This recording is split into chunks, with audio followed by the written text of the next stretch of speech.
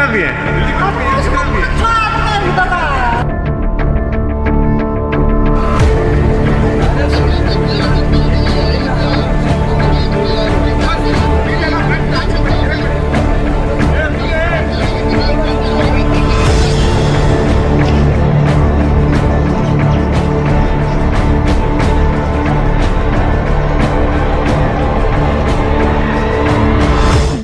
हालिया शदीद बारिशों से मुतासिर हुआ है, जिसके नतीजे में शहर भर में वासी पैमाने पर सैलाब आ गया है। सड़कें ज़ेराब हैं और पानी ने मुख्तलिफ घरों में दाखिल होकर इमलाक को वासी नुकसान पहुंचाया है।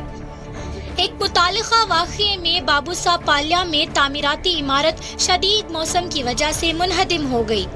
ये ढांचा सिर्फ तामीर के इब्तिदाई मरहले में था और अचानक गिर गया, जिससे खुदशात पैदा हुए कि मुमकिना तौर पर मजदूर खाक के नीचे फंस गए होंगे। भैया कितना इमरजेंसी सर्विसेज में शमूल गाड़ी में फाइटर्स भैया बिल्डिंग में आदमी है? पहुंच चुके हैं ताकि कितना आदमी है? कार्रवाई की जा सके। खाक को साफ करने और ये मालूम करने की कोशिशें जारी है कि कितने अफराद फंसे हुए हैं और इनकी हालात कैसी है।